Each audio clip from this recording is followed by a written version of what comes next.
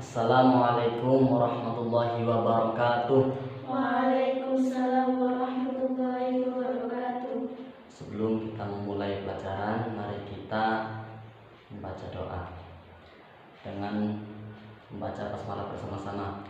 Bismillahirrahmanirrahim. Apa kabarnya anak-anak?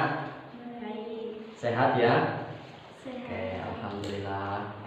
Kita bisa berjumpa lagi. Sebelumnya akan Bapak absen dulu ya. Fadil. Hadirah. Ya.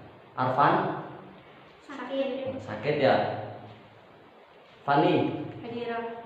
Lehan. Hadirah. Ya. Nafis. Sakit. Oh, sakit ya. Ya. Gimana ini anak-anak kabarnya ini? Sehat semuanya kan? Sehat? Sehat. Nah, sehat ya. Semoga kita selalu diberikan kesehatan oleh Allah Subhanahu wa taala. Amin. Ya. Nah, sebelum kita masuk ke pelajaran, Bapak pengen ngajar anak-anak bernyanyi dulu ya. Suka nyanyi enggak ini? Suka ya. Oke, sebelum kita masuk ke materi kita nyanyi dulu. Oke. Nanti kita akan bernyanyi lagu Rukun Islam. Oke. Oke, kita mulai langsung ya. Nanti anak-anak jawab dari lagu yang Bapak nyanyikan. Langsung saja. Apa rukun Islam yang pertama? Syahadat. Apa rukun Islam yang kedua? Salat. Yang ketiga? Zakat. Yang keempat? Puasa. Yang kelima? Pergi haji naik pesawat. Ya, hafal semuanya ya. Ya, tepuk tangan. Jadi apa sih keterkaitannya antara rukun Islam dengan materi hari ini? Ada yang tahu kita akan belajar tentang apa? Tentang apa? Coba Fani, tentang apa? Ibadah haji. Oh, pintar sekali ya. Tentang apa Fadil? Ibadah haji. Iya, ibadah haji. Udah ada yang pernah melaksanakan ibadah haji? Leha udah pernah? Belum ya? Bapak juga belum. Semoga kita bisa melaksanakan ibadah haji. Amin. Jadi rukun Islam yang kelima yaitu apa? Pergi haji. Untuk menyempurnakan rukun Islam kita, maka yang kelima ataupun yang terakhir yaitu pergi haji. Ini udah pada tahu pengertian dari haji itu sendiri belum? Belum? Coba silakan dibuka bukunya halaman 7 gitu ya. Silakan Fadil dibaca pengertian haji. Apa sih pengertian haji? Coba. Haji menurut pengertian Kamus Bahasa Indonesia adalah rukun Islam yang kelima, kewajiban ibadah yang harus dilakukan oleh orang Islam yang mampu dengan mengunjungi Ka'bah di Masjidil Haram pada bulan haji dan mengamalkan amalan-amalan haji seperti ihram, tawaf, sa'i, dan wukuf. Ya, pinter. Jadi sekali lagi ibadah haji itu merupakan rukun Islam yang kelima yang wajib dilaksanakan oleh semua orang Islam. Dengan catatan apa? Dengan catatan orang itu mampu. Ya. Terus lanjut. Kalau tadi itu kan menurut Kamus Bahasa Indonesia. Coba dari Leha dibaca tentang haji sebenarnya menurut bahasa itu apa sih dan menurut istilah, coba. Ya. Dari pengertian di atas dapat disimpulkan bahwa haji harus dilakukan di tempat tertentu. Ya, itu yang bawah, yang haji menurut bahasa itu, haji menurut bahasa. Bawahnya. Haji menurut bahasa. Haji menurut bahasa ialah menuju ke suatu tempat berulang kali atau menuju kepada sesuatu yang dibebaskan. Ya, Fani selanjutnya menurut istilah. Sedangkan menurut istilah berarti beribadah kepada Allah dengan melaksanakan manasik haji, yaitu perbuatan tertentu yang dilakukan pada waktu dan tempat tertentu dengan cara yang tertentu pula. Ya, jadi pada intinya pelaksanaannya haji itu tidak sembarangan waktunya, tapi ada waktunya, yaitu di bulan apa? Dzulhijjah. Kan nggak mungkin pelaksanaan haji itu dilaksanakan di bulan Ramadan. Jadi ada sendiri-sendiri ya. Maksudnya, jadi dari pengertian tadi telah kita pahami bahwa pelaksanaan ibadah haji itu harus memuat syarat, rukun dan lain sebagainya. Terus silakan dibuka halaman selanjutnya mengenai rukun haji. Nah, itu ada di halaman 20 tuh. Silakan dibuka. Ada rukun haji. Coba Fadil dibaca rukun haji yang ada apa aja, sebutkan. Ihram, wukuf, tawaf, sa'i, bersyukur untuk tahallul, tertib. Ya. Jadi langsung saja, ini rukun haji.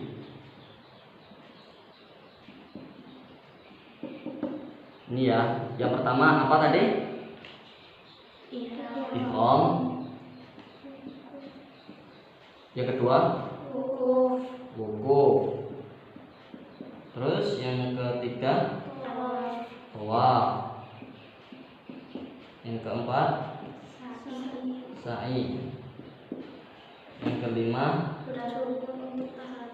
Tahallul ya. Terus yang keenam? Tertib. Ya. Jadi ketika kita melaksanakan ibadah haji, maka kita harus menjalankan rukun-rukunnya. Dan ketika kita tidak menjalankan rukunnya ataupun meninggalkan salah satu, maka ibadah hajinya itu tidak sah, harus diulangi. Seperti itu ya. Nah, terus wajib haji, coba silakan dibaca leha wajib haji.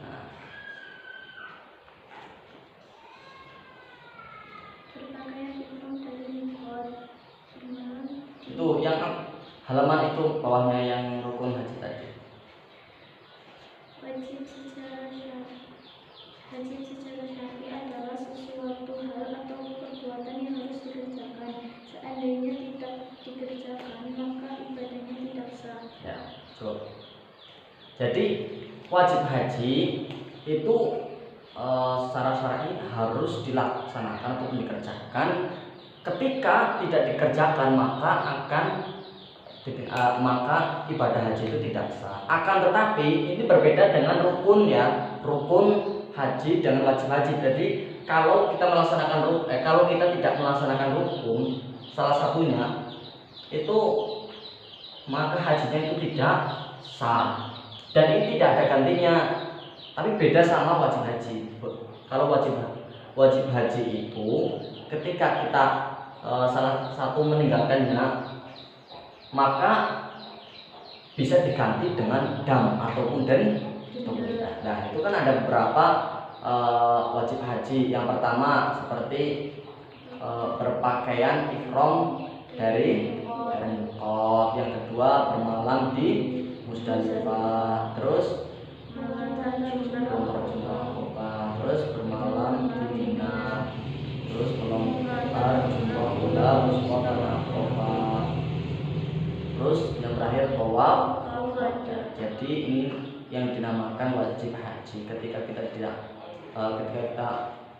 tidak keseluruhan melaksanakannya, maka kita harus menggantinya dengan dam ataupun denda. Ya, ini untuk materi itu. Terus dari dasar hukum pelaksanaan ibadah haji itu ada sendiri dari Quran surat Al-Baqarah ayat 190 ayat 197. Silakan disimak, akan Bapak bacakan. Bismillahirrahmanirrahim.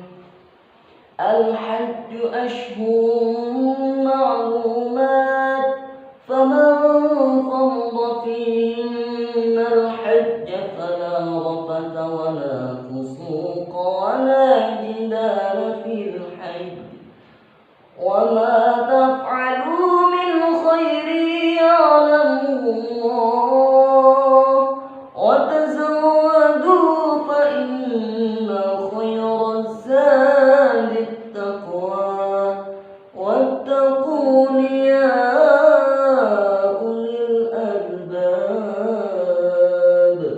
Silakan disimak artinya. Ini surat Al-Baqarah ayat 197 yang artinya musim haji adalah beberapa bulan yang dimaklumi. Barang siapa yang menetapkan niatnya dalam bulan itu akan mengerjakan haji, maka tidak boleh berbuat fasik dan berbantah-bantahan di dalam masa mengerjakan haji. Dan apa yang kamu kerjakan berupa kebaikan, niscaya Allah mengetahuinya. Berbekallah, dan sesungguhnya sebaik-baik bekal adalah takwa, dan bertakwalah kepadaku hai orang-orang yang berakal. Jadi ini salah satu dasar dari adanya pelaksanaan ibadah haji. Terus untuk yang selanjutnya silakan itu disimak.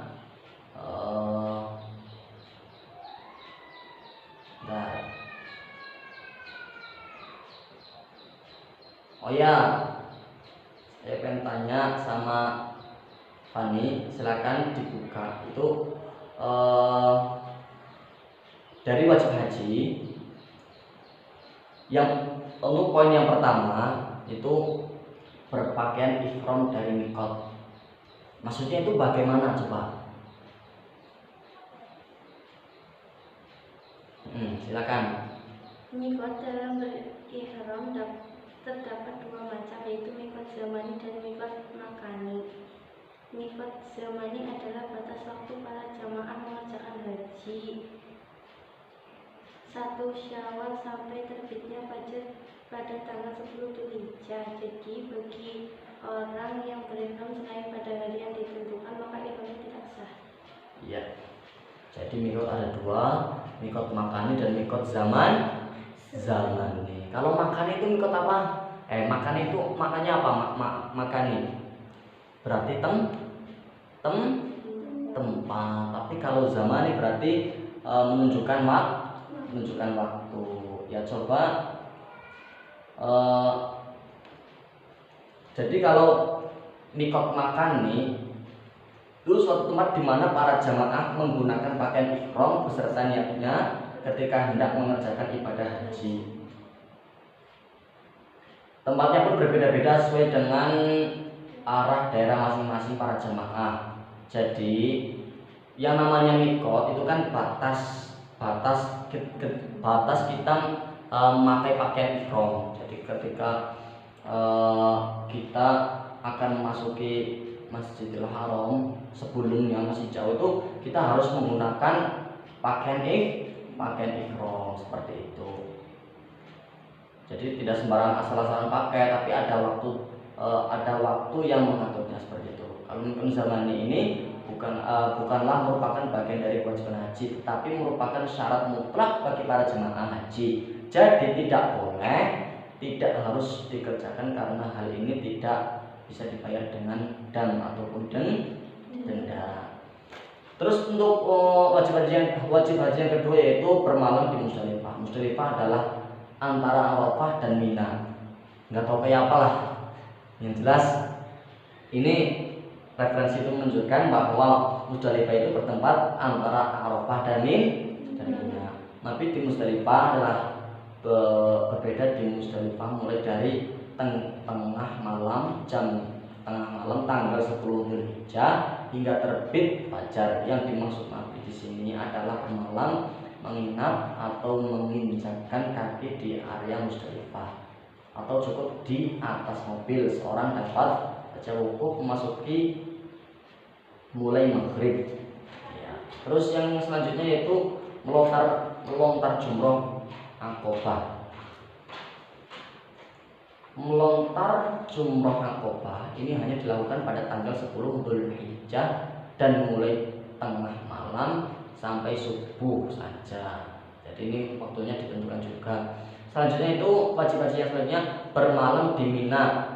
Wilayah Mina terletak di Musdalifah dan Mekah Al-Mukarramah. Waktu mabit di Mina yaitu antara malam tanggal 11, 12 dan 13. Nah, ini mabit di Mina itu waktunya ditentukan antara malam tanggal 11, 12 dan 13 bulan Dzulhijjah. Itu untuk bermalam di Mina. Selanjutnya yaitu melontar jumroh ula, wuspo dan Aqobah. Melontar jumroh merupakan wajib haji. Jamaah yang tidak melontar selama 3 hari wajib membayar dengan dan apabila meninggalkan sebagian lontaran maka harus membayar fidyah.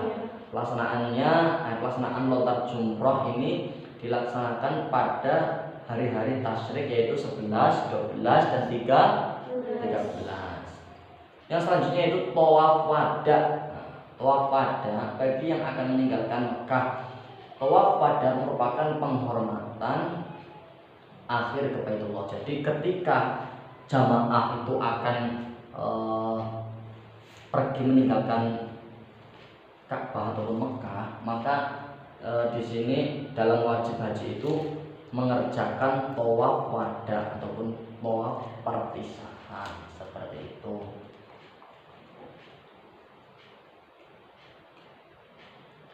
Selanjutnya mengenai ini sudah semua ya, paham semua tentang haji. Oh iya, haji ataupun ini keterkaitan dengan umrah juga itu dibagi menjadi tiga macam. Apa aja? Haji apa? Yang pertama ada haji apa? Macam-macam haji. Coba dicari macam-macam haji.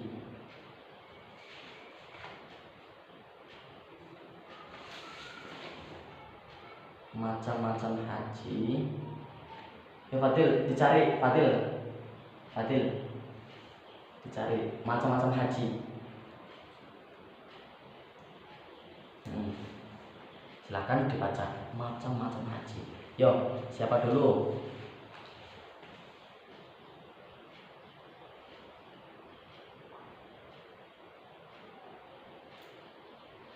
Sudah dapat? Ya, dibaca. Ada tamatu yang itu loh. Qiron.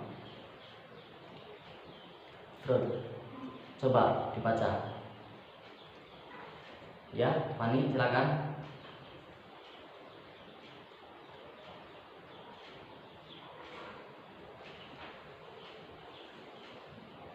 Yuk. Haji ifrad, haji qiran, dan haji tamattu. Nah, sekarang Leha dijelaskan apa sih haji ifrad itu apa? Haji ifrad merupakan haji yang dikerjakan terlebih dahulu setelah itu melaksanakan umroh. Terus? Haji qiran merupakan ibadah haji yang menggabungkan niat haji dan umrah sekaligus. Haji tamattu menjadi salah satu jenis haji yang sering dilaksanakan jamaah dari Indonesia. Jadi kalau haji ifrad itu yang dilaksanakan apanya dulu? Tadi hajinya dulu baru umrah. Ya. Kalau haji tamattu itu melaksanakan umroh dahulu baru haji. Tapi kalau qiron itu melaksanakan ibadah haji dan umroh secara sama, seperti itu. Tadi yang sering digunakan jamaah Indonesia menggunakan haji apa? Tamattu. Berarti apa dulu? Tamattu. Apa kalau tamattu apa? Berarti melaksanakan umroh dulu baru haji, seperti itu. Bukan ya? Bukan. Waktu udah jam berapa ini? Ya, masih banyak ya. Terus adapun syarat-syarat ibadah haji. Ini kan rukun. Sekarang tinggal syaratnya. Syarat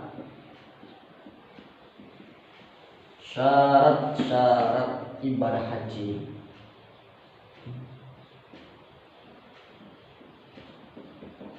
Syarat ibadah haji. Yang pertama di sini ada Islam. Yang kedua baligh.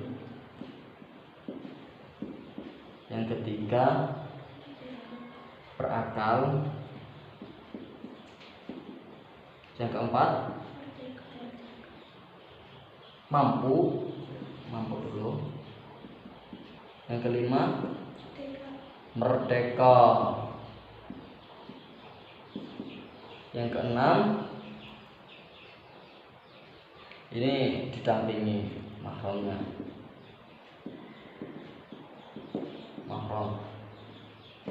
Ya. Jadi syarat ibadah haji itu antara lain ada Islam. Jadi ketika orang itu bukan berasal dari agama Islam, dari agama Konghucu misalnya, melaksanakan ibadah haji, ya tidak sah karena syarat ibadah haji yang pertama yaitu harus beragama Islam. Yang kedua baligh. Bagaimana sih kalau anak bayi diajak haji, hukumnya bagaimana? Nah, karena tidak memenuhi syarat ibadah haji, maka belum kehitung sah ya, karena harus di sini dijelaskan harus baligh. Baligh itu seperti apa? Itu dijelaskan dalam kitab-kitab itu banyak, kitab Safinah, kitab Takrib itu banyak, bahwa yang dinamakan baligh itu kira-kira umur 15 tahunan ya, 15 tahun. Kalau yang putri itu malah lebih cepat, rata-rata umur 9 atau 10 tahun itu udah baligh ya. Dan kalau untuk laki-laki itu sekitar umur 10 tahun gitu ya. Terus yang selanjutnya berakal. Lah bagaimana hukumnya orang yang melaksanakan ibadah haji tapi orang itu orang gila? Sah apa enggak? Tidak, karena tidak memenuhi syarat ibadah haji. Karena orang itu orang gila melaksanakan ibadah haji, jadi hajinya tidak sah. Terus yang selanjutnya mampu. Jadi orang itu harus mampu melaksanakan ibadah haji. Yang selanjutnya merdeka. Kalau zaman dulu itu merdeka itu kan terbebas dari seperti perbudakan. Dulu kan, kalau sekarang ya istilahnya seperti pembantu, tapi dulu lebih kejam. Kalau budak itu lebih kejam, jadi harus merdeka. Merdeka itu terlepas dari perbudakan zaman dulu ya. Terus yang ini didampingi dengan mahram itu perempuan. Kalau bisa itu harus didampingi dengan mahramnya, seperti itu. Ini materi-materi kita pada hari ini. Mungkin dari anak-anak ingin bertanya, silakan. Ya, Fadil silakan. Yuk. Kapan waktu pelaksanaan wukuf? Kapan waktu pelaksanaan wukuf? Ya, bagus sekali. Terima kasih kepada Mbak Fani yang telah bertanya. Kira-kira ini dari anak-anak ada yang tahu enggak ini? Ya, silakan Leha jawab. Ya.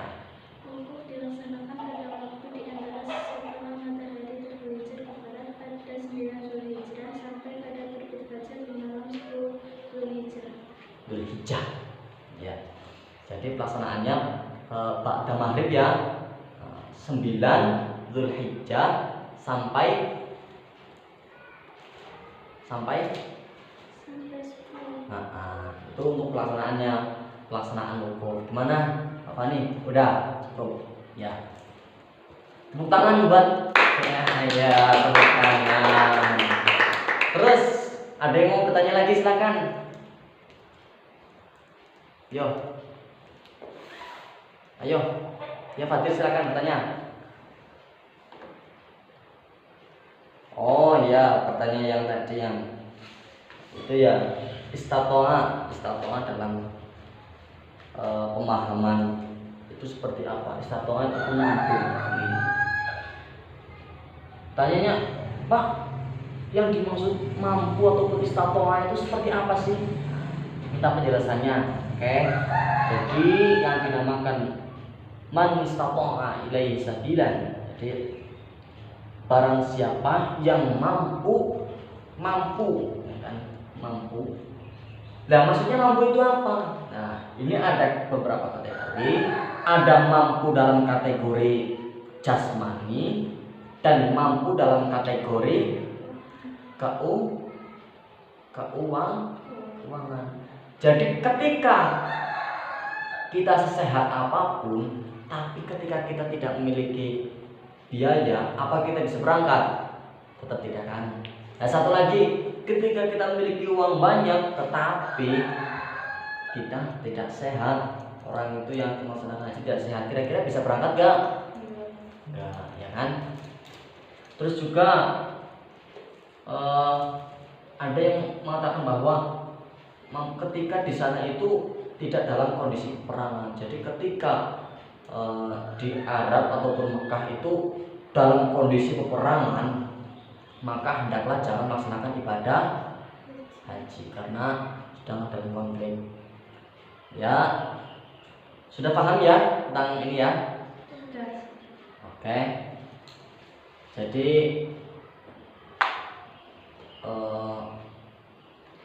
pertemuan pada hari ini kita hanya bisa membahas sedikit, mengurai sedikit tentang materi ibadah haji. Sekali lagi pada kesimpulannya kita tarik bahwa ibadah haji itu sesuatu ibadah yang dilakukan secara sengaja, yang harus memenuhi syarat rukun wajib. Prosedurnya menurut syar'i, maka ketika orang itu sudah melaksanakannya sesuai dengan apa yang disebutkan tadi, maka ibadah haji itu akan sah seperti itu. Dan semoga kita semua bisa melaksanakan ibadah haji. Amin Allahumma amin. Untuk tugasnya silakan dicatat, kerjakan uraian itu halaman 32 ya, silakan dikerjakan.